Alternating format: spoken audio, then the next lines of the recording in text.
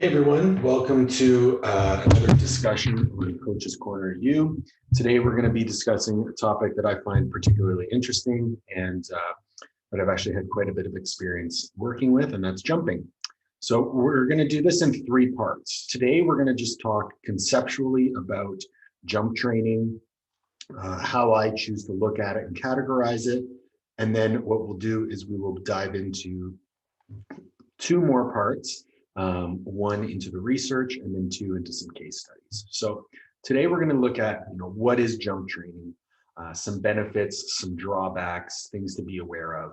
Then looking at how we can categorize the jump variations, because jumping is very broad. It encompasses a large variety of movements, and having a paradigm from which to separate those into categories makes everything much easier.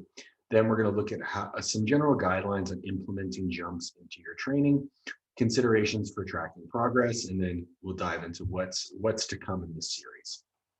So what is jump training? So a jump, simply put, to be a full body movement aimed at transferring force through the ground. Typically, it involves the athlete.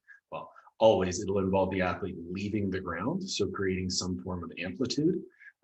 These can be either vertical or horizontal, and they can also be combinations of the two, like a vertical jump paired with a broad jump, or even jumping over implements. These can be singular effort, so just one jump. They can be repetitive, so multiple jumps paired together. They can be reactive, meaning minimizing ground force time. They can also be counter movement or static. There are tons and tons and tons of variations in jump training. The key here with jump training is we're implementing the stretch shortening cycle to varying degrees. So our muscles do have elastic properties. We store kinetic potential energy within the muscles and tendons, and through a pairing of stretch and contract, we're able to increase the rate of force development and get more amplitude and higher levels of contraction through that tissue. These movements are typically very high force, so we're creating more force than we could, say, with a barbell or with a static effort. And typically, the amount of force is correlated to the eccentric loading. So, how quickly are we creating that eccentric load? And we can also vary that eccentric load to different degrees through implementing depth drops or loading of certain elements. The question that I always like to pose is all jump training plyometric? The answer is no, because a lot of jump training could be done from static starts. This is especially valuable in sports like sprinting or football, where we have to develop force from a static position. There's no wind up. But using that stretch shortening cycle within training does have a lot of value. So is all jump training plyometric? No, but we can modify the implementation to varying degrees to take advantage of that stretch shortening cycle to maximize rate of force development. And that's all we're trying to do through jump training. We are trying to maximize rate of force development. How quickly can we put force through the feet into the floor? Now, what are some benefits? I've already talked, about rate of force development. It also teaches us kinesthetic awareness and proprioception. Where are we in space? How are we moving our bodies relative to our surroundings? And how do we orient ourselves to transfer force most effectively? Jump training is highly customizable. In the previous slide, we see that, from this, you would see plyometrics in that speed strength realm, but we can actually, look at it as strength speed as well if we load the movement. So there are tons of variations that we can have within jump training to take advantage of that force velocity curve. We can also do low skill movements. We can transition to higher skill movements, low threshold or low effort to high effort, low fatigue to high fatigue. We can customize jump training to fit any application or any athlete or any sport. We just have to look at the needs assessment. We can also improve landing mechanics or yielding strength. One thing that I always like to say, and I heard it a long time ago, and I apologize for not knowing uh, who to attribute the quote to, but we must be able to absorb force before we can apply force effectively. And by teaching landing mechanics and the ability to absorb the force of a jump, it improves tissue resilience, it improves our mechanics for takeoff. It is the first step and one of the major benefits of jump training. Jumping is also easy to teach. It's an innate skill that we have. Um, it has a low time commitment in terms of training. You don't need any equipment to do it. And there's a high degree of specificity and a well-established theoretical evidence for efficacy. We know jump training works. We know jump training improves rate of force development. We know it improves sprint times. We know it improves vertical jump. There is a high degree of specificity because jumping is what we do in sport, right? So it takes advantage of a whole it's a very big bang for your buck implementation into training. Even for some lifters, it could be effective. Now, what are some drawbacks? Well, first off, there needs to be a baseline requirement to physical capacity. You're not going to get someone who is very detrained to jump right into jump right into jump training, to jump right into plyometrics or higher threshold work. If we properly progress this person through a range of low skill to high skill, low threshold to high threshold over time as their fitness improves, we can mitigate that requirement, but it is ever present. It can be challenging to track volume and intensity with jump training. By categorizing the movements, which we'll do shortly, it makes it a little bit easier. But just like lifting, people respond differently to the same stimulus. So someone might be able to do a ton of jumping and accumulate very little stress, where others will accumulate more stress and be more beat up by it. There are some factors that play into that from an anthropometric standpoint, but it is important to note. There could also be a higher risk of injury with more intensive interventions because they're orthopedically stressful. When you implement loading, when you implement higher degrees of eccentric absorption, things like weighted jumps, depth jumps, they become increasingly orthopedically stressful, and therefore we need to accommodate with volume. This is the point in which in every conversation I explain that volume tolerance and force tolerance in the tissue is what contributes to injury. The actual movement itself not going to be contributing to injury. It's how much you do of it.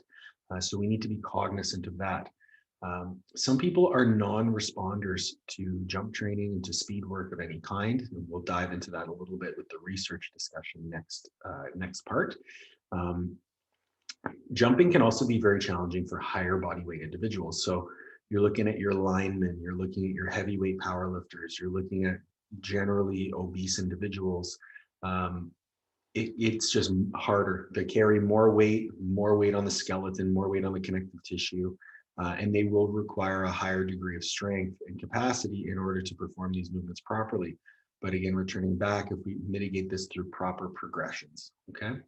And the last piece here is that I think in general, jump training gets implemented quite haphazardly and without rationale.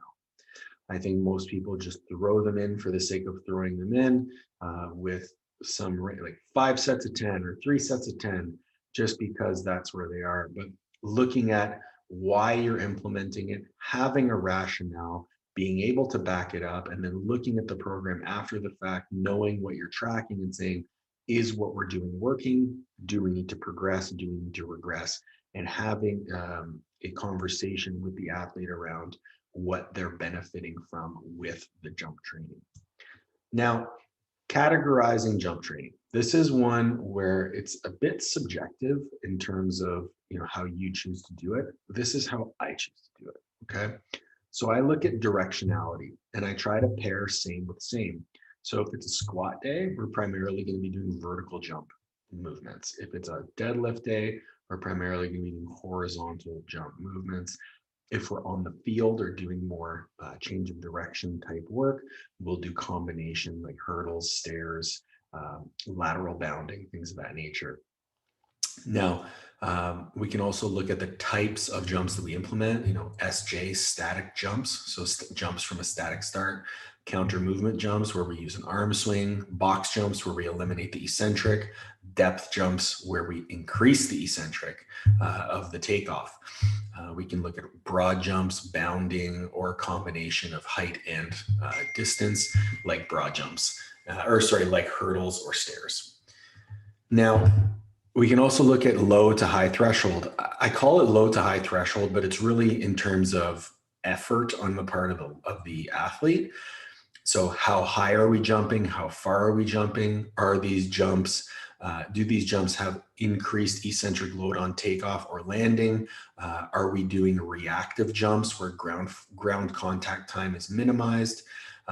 What is the effort, the RPE, for example? Like how hard is this person jumping? Obviously, someone with a 50 or 40-inch vertical jump jumping to a 30-inch box will not be difficult, but it could be valuable depending on what the intent of the implementation could be. Then we look at loading. Are these weighted? Are we doing the jumps in complex training and trying to take advantage of post-activation potentiation? Like I discussed in my previous talk with French contrast, these all play a role into how we categorize our jumps, how much volume we're able to tolerate, etc. Then we can look at skill. So how hard is the movement? Is it a singular effort jump? Are there multiple jumps in succession? Are we using different implements? Are we doing them in complexes with other jumps or other lifting tasks or other, other weighted implements? Is it a bilateral movement? Is it a unilateral movement? Is it a combination of unilateral takeoff, bilateral landing, unilateral landing, bilateral there are tons of variations possible, and looking at how skilled you need to be is important. I would be remiss not to go through an entire lecture on jump training without bringing Werner Gunter into the conversation. Werner is a thrower, and he became very famous in the strength and conditioning realm because I believe he was trained by Verkhoshansky, and some of his training videos went viral. And take a look and you'll see what I mean. So he's doing some static quarter squats, drops the bar. So he post-activation potentiation, repetitive, reactive jumps for height and distance combination.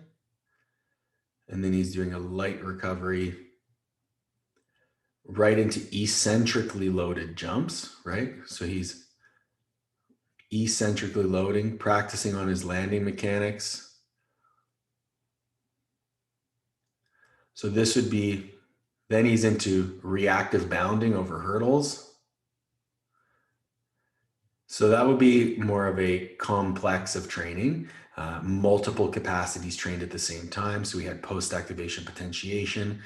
We had a jump for distance and height combined. We had eccentric loading right into reactive bounding. So that's 4 different movements within a complex, each addressing a different element of jumping. So if you ever want to check out more variations of jumping, Werner Gunter videos on YouTube are quite interesting. Now, this is just another way to conceptualize the categorization. So when we're looking at high skill, we're looking at depth jumps, we're looking at complexes. When we're moderate skill, reactive jumping, so repetitive jumps with low ground force time or ground contact time, weighted jumps, because they take a little bit more skill in terms of landing mechanics. Low skill, we look at box jumps because there's no eccentric. Static jumps, there's no eccentric on the takeoff. Ankle hops, very low threshold, nice and easy. Then high threshold would mimic the same thing, right? But we look at what are the forces placed on the body. So in terms of skill, we're looking at how does the athlete need to manipulate their body in space. With threshold, we're looking at how much force is being applied to the tissue. And so modifying the eccentric load, modifying the loading, modifying the ground force or ground contact time. Now, when we're implementing jumps into training, it's important to make these considerations. So we want to be fully recovered between efforts, and we want to be in a situation of low fatigue. So typically that means at the beginning of a training session, right? So if we're doing an on-field sprint training session, we do the plyos beforehand. If we're in the weight room, we're going to do our jumping before we do our lifting or paired with it. We'd always want to go fast to slow, meaning our low threshold repetitive jumps that are done quickly. So ankle hops would be done first, and then our more weighted jumps or jumps involving a little bit more force would be done towards the end of the session, or the end of the jump portion of the session. We always want to go low threshold to high threshold. So our quick jumps that are low eccentric forces should be done first, and then to prime us for our heavier, more challenging jumps afterwards. You always want to start at the lowest possible progression and prioritize mechanics. We need to learn how to land before we need to take off. So when working with young athletes, the first few weeks of training, they may not do any typical jumping. They could be doing depth drops to a landing, varying of the height.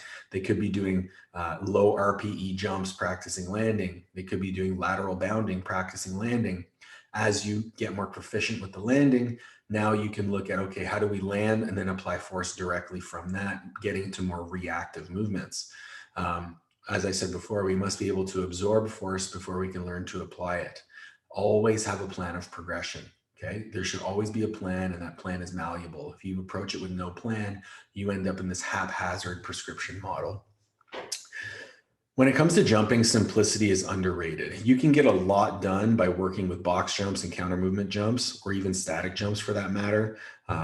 Even working simply with a box jump, you could go a few weeks of box jumps, a few weeks of seated box jumps, then into weighted box jumps, and then into, single leg landing box jumps, single leg box jumps. There's a ton of variation just within box jumps, right? So don't look for the most complicated implementation right off the bat. I would also say that specificity is definitely underrated as well. Looking at the time, the load, the pattern, the directionality of the sport in which you're playing, and trying to look at what jumps or what types of implementations would more closely transfer over to that. We want to have dynamic correspondence, right? It's important to note too that jump training needs to be integrated into your paradigm because it does contribute to stress and stress management. So if you're doing a large portion of your training with jumps, you're not going to be able to tolerate as much of your training, as much volume of training, or as much intensity of training with your weightlifting. So it all comes, your recovery budget all comes from the same place. So if you're pulling out recovery for jump training, you need to pull it out from somewhere else. So always keep that in mind. Next is strength is the mother of all adaptations, right? And the example that I give is it doesn't matter how fast you can produce force if you only have a 4-cylinder engine, right? If you only have 10 units of force, but you put that 10 units of force into the ground really quickly, well, if I have 500 units of force, it doesn't matter how slow I produce it, because even a little bit of my 500 beats your 10, right? So there is an upper limit of this, and it has been reviewed in the research, and I'm likely going to include that within the research review. But there is a point of diminishing returns. But that point of diminishing returns is like a 500-pound bench press. Right. So beyond I believe it's 200 kilos. So I believe beyond a 200 kilo bench press, throwers don't have a linear relationship between strength and throwing distance. But to get to a 440-pound bench press or a 200 kilo bench press takes a long time. So focusing on strength while you are improving your jumping capability is going to be very important for the vast majority of the population. Lastly, remembering that training is GPP. So outside of the actual performance within the training session, there should be key performance indicators or KPIs outside of training. So are we running faster? Are we able to perform our sport to a higher degree? Are our lifts in the weight room going up? Are the jump numbers going up? There should be KPIs within and without of the training to make sure that you know that what you're doing is having a positive net effect. And now some considerations for tracking progress. I mentioned earlier that jump training can sometimes be hard to measure in terms of volume and intensity. The reason being is because it has so much variety. But once we dial in the categorization, like, is this a low threshold or a high threshold movement? Is it a high skill or a low skill movement? All of these things play a role. And it's important to look at tracking progress both objectively, meaning how high we're jumping, how far we're jumping, consistency of effort. So how we are, like, how our performance drops off from the first jump of the session to the last one. That's actually an interesting consideration I put out here because it could be a double-edged sword, right? So if you are performing jumps and you're very proficient and you're very explosive, your first jumps will be much higher. So you'll see a more precipitous drop off. But if you're very proficient and you don't have a lot of force to produce, you'll see less of a drop off. So it really depends on the type of athlete you're training and what you're trying to get out of the training itself. But that performance drop off within a session is a very important value. Then we can look at how much volume are they performing, number of touches. Number of touches typically depends on the categorization of the variation and the impact of fatigue and stress management. And this also lends the question to, like, is volume a driver of progression with jumping? Anecdotally speaking, I can say no. I found a lot of positive results from very low volume training. I think 15 to 20 jumps per session. Whereas when I pushed volume, there was not as good of a return on my time investment. Then we can look at subjective metrics. So mechanics, like, are they landing better? Are they taking off better? Are they able to move through space more efficiently? Are they more fluid? Are they able to hit positions in terms of hip flexion, hip extension, triple extension, ankle, knee, and hip? Are we looking more like athletes, right? That's not a measurable variable. It's very much subjective. It's through the eye, but doing so will definitely transfer over, as we talked about at the end, like dynamic correspondence. Like, that could be a KPI, right? It could be a performance indicator of, are we moving in the right direction? Are these athletes able to move more fluidly, absorb force, apply force, and look more in control of their movements? Training is GPP, right? It's general physical preparedness. What we do in the weight room needs to transfer over into the field of play, whatever that might be. Now, what's to come? So I want to be, in part 2, I'm going to be reviewing some research surrounding jump training. We'll look at the benefits of jump training, the volume requirements, as I mentioned before, some programming considerations, and then we'll look at different modalities. I've already discussed French contrast, but we can look at different post-activation potentiation protocols. We can also look at different jump training protocols as well in different sports. And then in part 3, I'm going to go over 2 case studies with a football player and a track and field thrower. So we'll give you a good conceptual background of jump training, what the research says, how I've implemented it in the past, and hopefully that gives you guys some ideas on how you can put that into the program of some of your athletes. So I really enjoyed this conversation. I hope you did as well. If you have any questions, drop it in the comments. And have a great day.